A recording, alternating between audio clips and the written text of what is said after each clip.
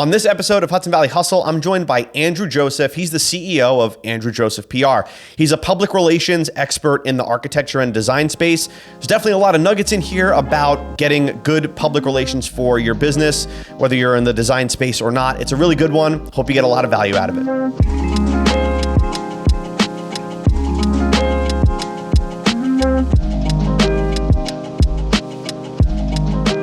You have your own PR firm. How long have you been doing it for? Well, I've my own firm, 12 going on 13 years. Gotcha. I started actually in the magazine world. My first job in New York was at Vanity Fair.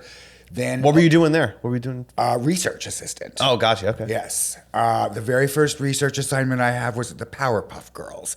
Now that probably dates me a lot too, but then I was at Allure magazine, but at the time it was in beauty and fashion. Gotcha. And then I did beauty and fashion PR for maybe 5 or 6 years until I'd rather gargle broken glass than work in the fashion industry. Awesome. So in the architecture and design space, I've been working for 18 years. Gotcha. Okay. So was that a far jump to go from fashion to, design, I can imagine there's like some crossover there. Like your experience in the fashion world, did it kind of help in the design world? It was an easy transition. Yeah. I mean, totally different players, which I think when you switch industries, it's going to be a transition of some kind. But yeah, it was, I wouldn't say seamless, but it was an easy jump. Gotcha. Yep, exactly. How did you pick that niche though? How did you go? Did you know going into it? I think I was kind of having a 30-something midlife crisis where I knew that I liked doing PR. I felt that it's a very engaging career. But I wasn't sure which direction to go. And it was basically an open job. And I was like, Gotcha. I think this could work. Gotcha. Okay. So from there, did you kind of like fall in love with the industry or I immediately fell in love with I really felt at home. Gotcha. Immediately. Yeah. I know this is kind of like very Shirley MacLaine. But fashion is so fast paced and I think it's very ephemeral.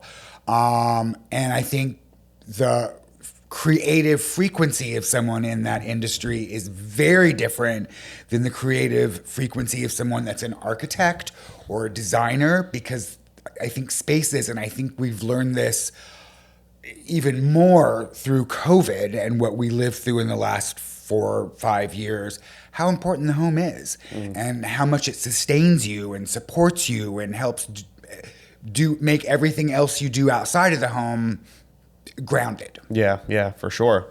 When you say the creative frequency though, do you mean you always have to be creating in the fashion world, or is it like how fast you have to create? You know what I mean? How fast, yeah. Got you. Okay. Yeah. So and I think the creative, when someone's creative in the home, it's a different, slower, more thought out process to me. Yeah, sure. Well, I think it's more of like the way that your kitchen looks is going to last a lot longer than the way you look this weekend, right? Absolutely. So it's going to be, maybe for some people, I guess, but like, I feel like that has to be more thoughtful, right? Totally. You're not gonna make a decision. You're not gonna look in your closet and say, "These are the tiles I want today," right? Yeah. For your kitchen. So that's understandable. What areas of PR do you manage? I guess for clients? Your clients, yeah. Well, it all depends on what the client's needs and goals and objectives are. We do business development. We do some marketing, social media, media relations. It's really all over the place. And I think in a world, that is changing all the time, you have to be adaptable in terms of what you do.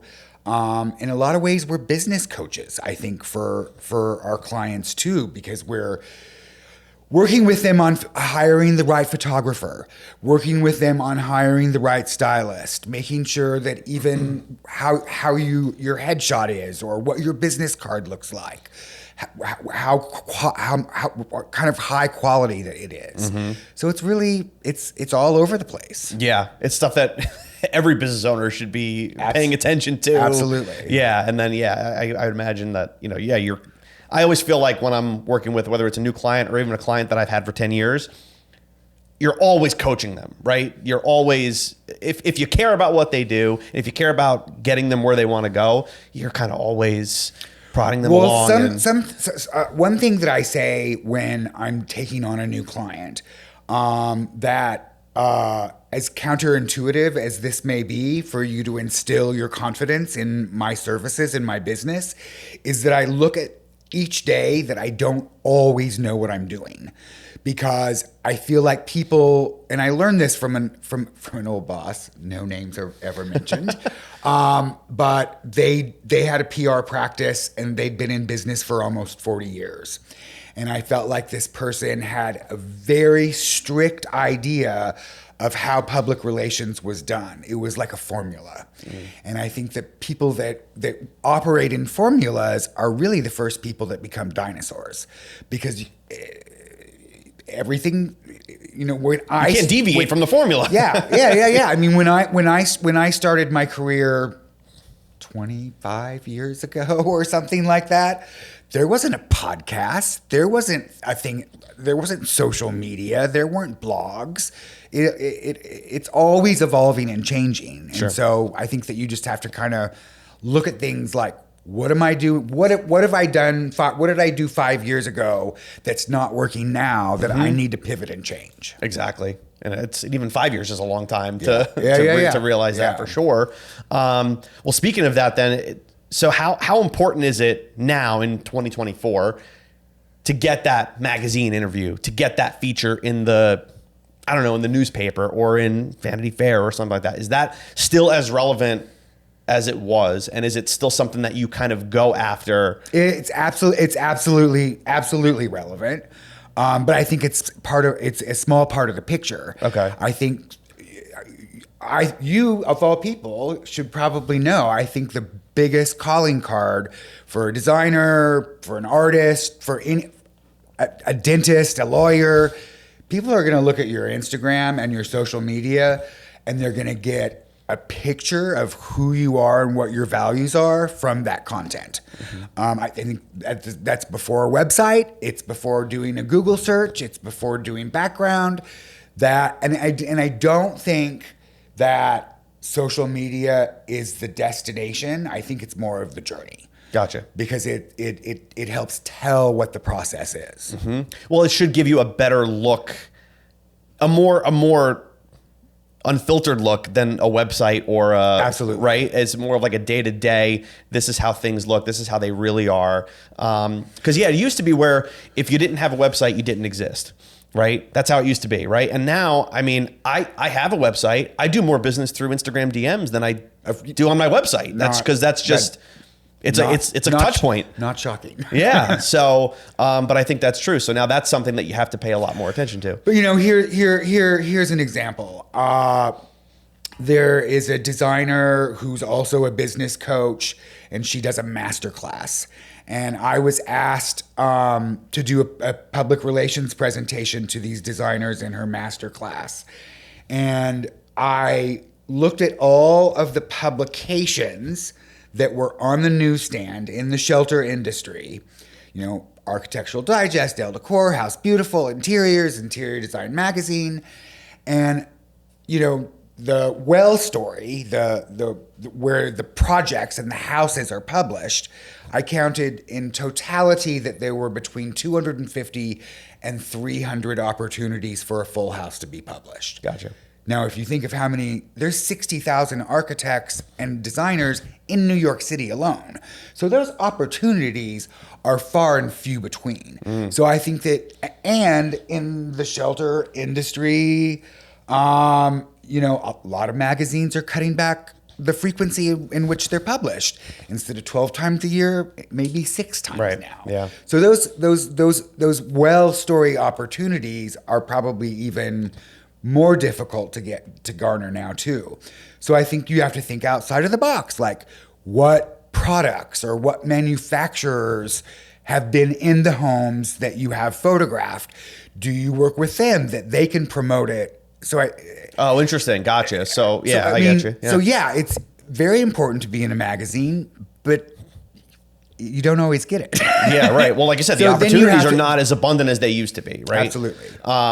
So what sorts of things then, what sorts of things are you really going after now for media, for example, right? So if you're a business that is looking to get some attention of the media, where is it hot right now then to get that attention? Well, I mean, it's a hard question to answer. I mean, I think that the first priority is having someone published. Gotcha. But digital is, I think, just as important now as being in print. I think a lot of people would disagree with that, but I think it's just as important. Video, looking at video. I know some designers that maybe they have 3 or 4 different projects, and they will take one project and not worry about the length of time it takes for that to be published, and just really hone in on social media. On their own or on their collaboration own. with, okay, and gotcha. in collaboration with others. But it's really it's kind of all over the place. Yeah. There's not like one Magic bullet. Yeah, right. No, of course. I mean, there's never been that, right? There's never been like the magic bullet, but the mix has changed, right? You used to have, the marketing mix is super important, but now that's changed a lot. Do you find that a lot of the dinosaurs, so to speak, are still averse to social and digital and still not grasping it? I think it's inevitable. I think you can't have that opinion and still be viable. Yeah. Okay. That's makes sense. Yeah. Yeah. I mean, I know a lot of industries. I mean, we work with a lot of attorneys, right? So that's an industry where there's a lot of old attorneys out there, right? That have been doing it their way for 30 years. And the ones that are taking advantage of today, right? The younger guys are coming in and they're absolutely crushing it because they're willing to do the things that the older people guys won't. Yeah. And the older ones are just going to rest on their laurels and, well, I'm still just going to get clients this way, and I'm still going to get outreach this way, and I still think I need to be on the side of a phone book. You know what I mean? Yeah. But you have to adapt or die. That's basically Absolutely. That's basically what it is. So walk me through. So if I said to you, hey, Andrew, listen, I'm a video guy, I'm a social media guy, I'm a marketer. I know this is not your niche, but let's say I came to you and I was like, hey, I don't have the first clue about what to do when it comes to public relations. Where do I start? It's a big question. That's I know. a big question, and because my niche is architecture and design, it's obviously a very visual world. So if you weren't quite ready to hire a public relations firm, my advice would be photography. Okay. Because what's going to go on your website. It's what's going to go on your social media.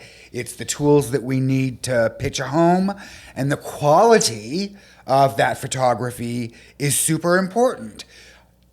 A current client, will not name names. That's fine. I had suggested a number of different photographers. This particular client went with a lesser photographer that was more cheaper. Okay. And that's what they got. They got cheap looking photos that look like real estate photos. And no magazine's going to pick that up. And they really had to go back and have certain areas of the home rephotographed with another photographer, because then they ended up spending more. So if they would have gone with a quality photographer to begin with, it would have been one expense, not two. Yeah, of course. You don't have to do it twice. Sure. So what do you think makes that difference, though, in the quality of work that a professional is going to do, whether it's a photographer or a videographer? Obviously, you and I know the value of it, but to somebody that doesn't understand that just wants, I just got to get pictures done. I got to just get pictures done. I'm just going to hire my nephew who has a DSLR camera to do it, versus I'm going to spend $3,000 on a photo shoot. It's a reflection of your professionalism. And you have to, if you're gonna be in business for yourself, I mean, anyone that's an architect or a designer or has a firm is an entrepreneur in one way or another. And if you're gonna spend that energy in hanging up your own shingle, then why not invest in that at the same time? Right. But again, like from a publicity standpoint and what your audience sees, perception is reality. People know the difference now between, I think, a cheap photo and an expensive photo, I think, for the most part. But what do you say to somebody that's like, well, my phone takes awesome photos? I only ask this because this is what I deal with too, right? It's like, no. Yeah. Yeah, it's great, but something that he's going to be able to do with a real camera versus what you're going to be able to do with your phone is it two different worlds. It's completely two different worlds. Yeah. But so how do you get past that perception of like, this is good enough? What's in my phone is good enough? If they're not going to listen to me, I'm not going to work with them. Fair enough. No, Yeah. that makes sense. But I'm trying to change that perception of like, you shouldn't do it on your own unless that's your profession, right? Unless that's what you do. Yeah. You really shouldn't take on something that needs that professional eye. Well, on your own. I think that you need to hire people where you have weaknesses and you don't have the skills. That's why you hire someone to do marketing. That's why you hire someone to do social media. It's why you hire someone, Yeah. That's not your wheelhouse. Yeah, exactly. And it shows, like, right? Because when somebody goes to your Instagram account, Yeah. they're gonna see that. And it doesn't matter if you're the cafe down the street or you're a major architectural firm. It's all the same, right? Yeah, that's really interesting. So are you getting clients on podcasts? Are you getting them on, so like where are you placing them now? Where are you trying to get Everywhere I clients at? can. Yeah. Sure. Yeah. No, and I think podcasts are miraculous because there are a number of clients that I feel like I maybe have worked with them for 6 months or a year, and I feel like I know them. I know what motivates them. There was one guy, a lighting designer. He was in theater. He transitioned into architectural lighting design. Got him on a podcast. His goal was to be an astronaut. So how he transferred and the migration of being a child wanting to be an astronaut to being a lighting designer, I was like, learn something new. There you go. Yeah. It's not exactly fashion to design. It's a bigger jump. That's a bigger jump. Yeah. So you got them on podcasts and got them featured and whatnot. So are you seeing it beneficial for clients to be featured on shows and to get that kind of exposure? Yeah, absolutely. I feel like the podcasting specifically, it's such a great thing because you can literally listen to the content or watch the content that you want to consume and learn. I have podcasts on all day long. Yeah. Because I feel like it's continuing education. Exactly. But it's also niche specific, right? So like if, in your world, if you want to get somebody, exposure on that, the people that are listening to that are people that you want them to be talking to and not the radio station down the road that, you know what I mean? Like very different. But what's an example here? One of the things we do is we get speaking opportunities for clients. Okay. Often. And I always tell a client, it's probably 10% of the importance of that and the strategy of that is who shows up to listen to you speak. Okay. 80 or 90% is in the promotion of you doing the speaking engagement more than anything. Gotcha. Even if you're in a magazine or you have a cover on a magazine, how are you marketing that? Yep. How are you like boasting about it, I guess, in a way? Yep. So it's funny you say that. So I was recently reached out to by local news a few months back about how did they find me? Oh, they were looking for local Hudson Valley based TikTok influencers, right? Okay. So this is right around the time where the ban was announced, right? The TikTok ban was announced. And they came in, did a feature on me, on my thoughts on the ban as somebody who uses it in business and who's my clients use it and benefit from it every single day. While that piece, I was able to obviously promote that through my own channels and everything. I think it did well, but it also got me noticed by TikTok themselves, who then reached out and said, "Hey, we have this small business program. We'd love for you to be a part of it. We saw the piece that Spectrum did on you. We'd love to have you in on this." And it's like, okay, so this stuff does work if it's done properly, right? But what do you say to somebody that doesn't have, like, is it possible to reach out and get opportunities like that? Or is it a thing where without a PR specialist, how do you get those opportunities? Well, I mean, people can do their own PR. People can do that themselves, but how well do they do it if they're doing, if their primary business is something other than marketing and PR? I mean, for us, it's a full-time job. That is everything that we do for clients.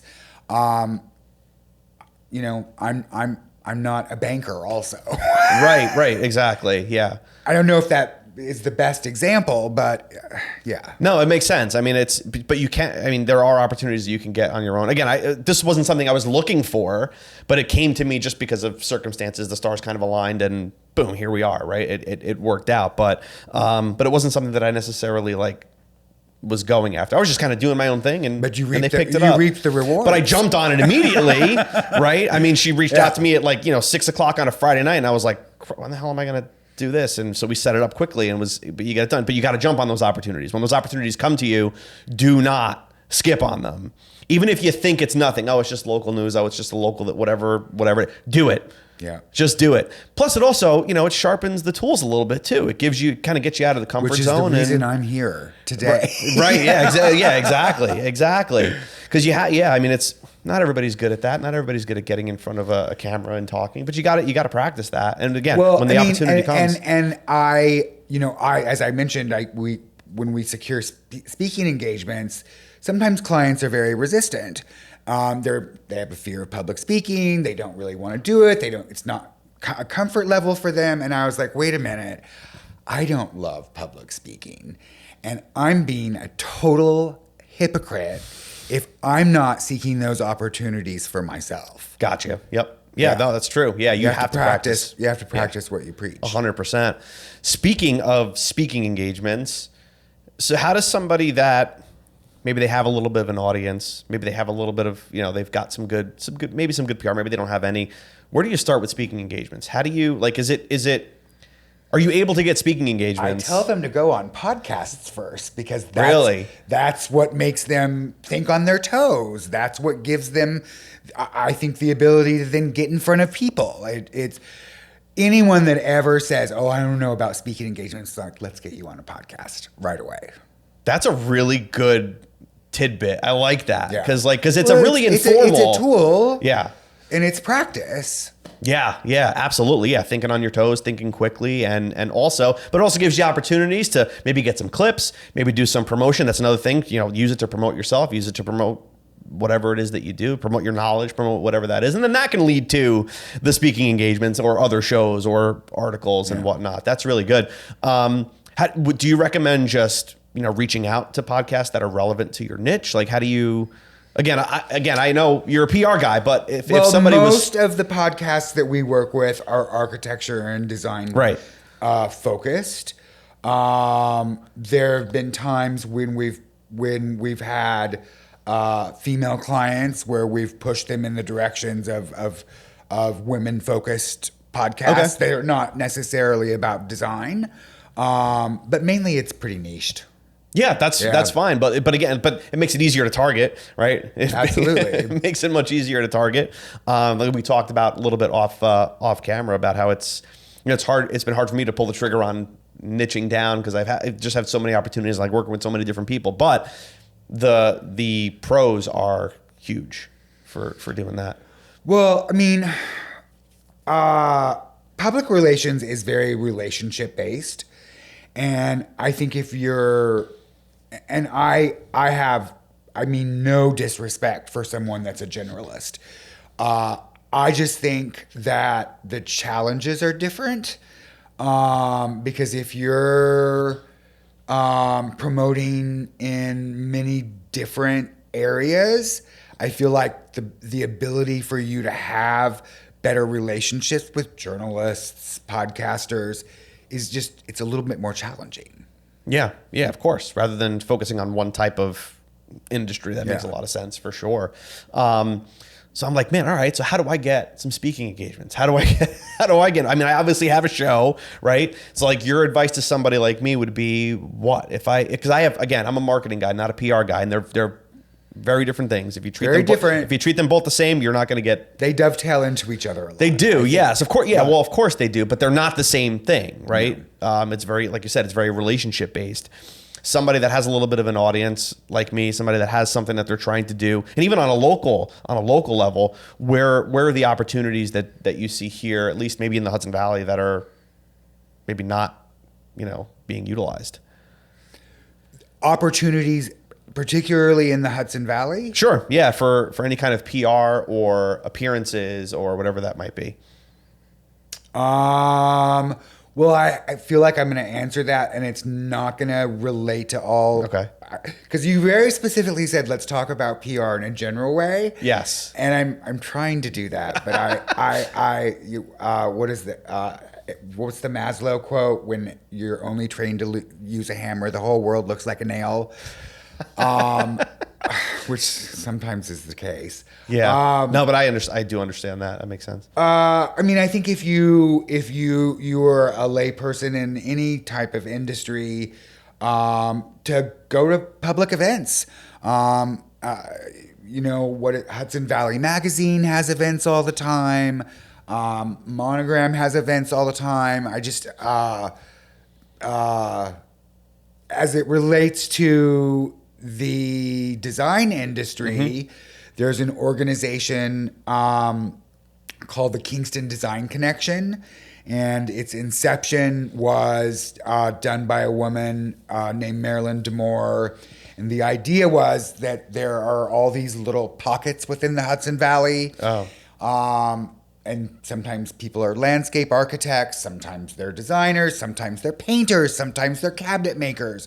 So it was an organization that was formed so that you could cross-pollinate and get to know people that may not be in your immediate town or city or village, but just to widen the network. I think anything with the idea of to widen your network and get outside of your comfort zone. Gotcha. Yeah, and you can do that locally, right? So you can find local. So if there's one for design, there should be one for, I don't know, barbers, bakers, like candlestick bakers. I'm just trying to get them all. You know what I mean? Yeah. I'm just trying to get them all in there. That's interesting. That's good advice. So try to see if there's a local organization that can kind of like broaden that immediate network. Because again, you're a relationship guy, right? So anything you can do to do that.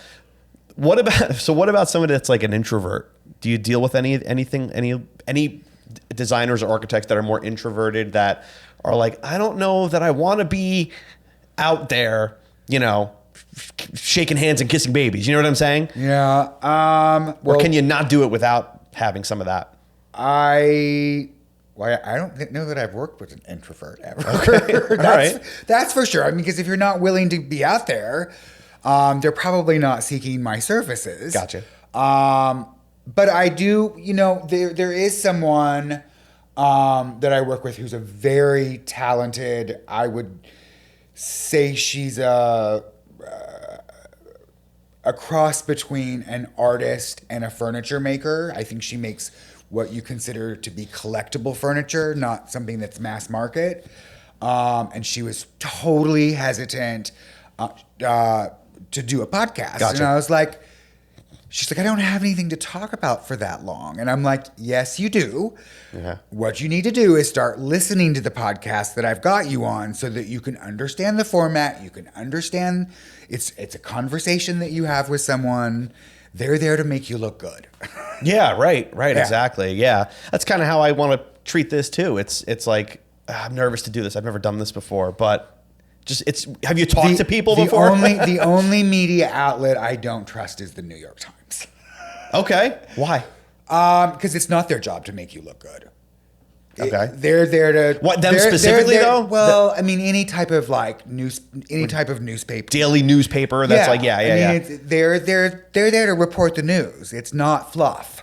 Gotcha.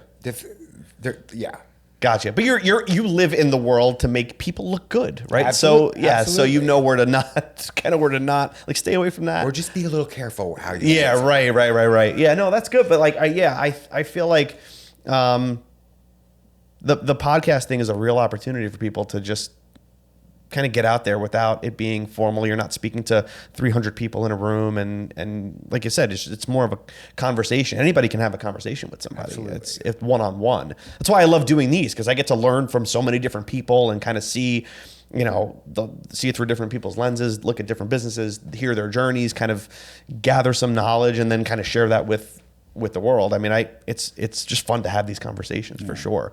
So if somebody wants to hire you for your services, if somebody's in the architectural space, the design space, what does a good client look like for you, and how can they find you? I've always been word of mouth. I'm not everyone's cup of tea, but I think I have a good reputation in the industry. Okay. And what does a good client look like? Another thing that I always tell potential clients is that if you're not ready to do homework, you're not going to benefit from working with me. I remember a client very much in Architectural Digest 100, very high caliber client. And there was an opportunity to get him placed in El Decor. And after 5 texts, 13 emails, and several voicemails that were left, a week and a half later, he's like, "Oh, well, what happened there?" And I'm like, "The magazine moved on. You need to prioritize what I send you, or you're not getting a return on your investment." So the best clients are hungry ones that prioritize the opportunities that we bring to them. Mm-hmm. Gotcha. So basically your job is to bring these public relations opportunities, whether it's speaking engagements, podcast interviews, At the end of the day, to your client. At the end of the day, I think public relations people are really hustlers. Mm-hmm. Perfect for your podcast. I love that. Yep. Because that is our job. We're constantly reaching out to publications, seeing what they're working on, what their needs are, speaking with companies, looking at opportunities for them to work with local charities so that a designer is expanding their network and meeting potential clients. It's really looking for opportunities that weren't there the day before. Right, but your client ultimately has to take advantage of it. Absolutely. You could bring me a dozen opportunities tomorrow. If I sleep on it or just don't jump on it, they could all go away just like that. Yeah. And then I come to you and I'd be like, "This is not working, man. What's going on?" Yeah. Yeah. It's my fault. Yeah, absolutely. That's good. So how can people get in touch with you if they want to hire you, if they want to learn more about you? Where's the best place to find you?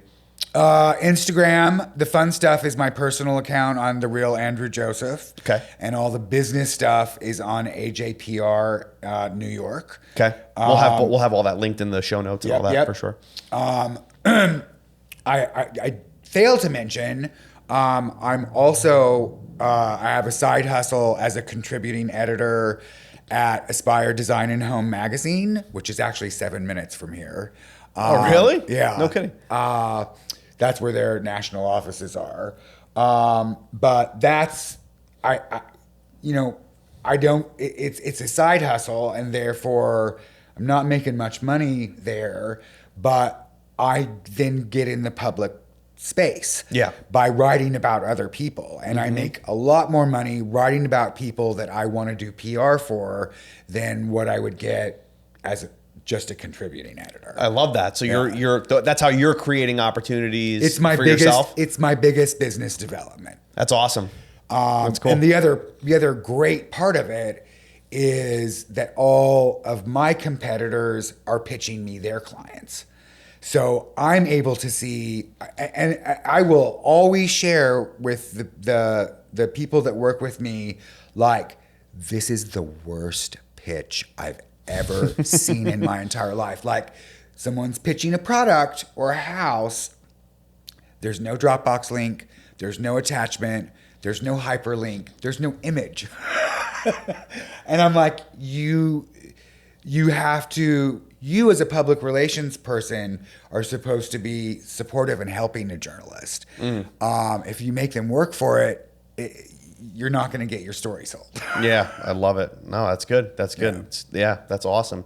So yeah, check out your Instagram. Do you have a website too that you want to send people to, if anything? Andrew Joseph PR. Awesome. That's cool. So if you're in the architecture, design, or Absolutely.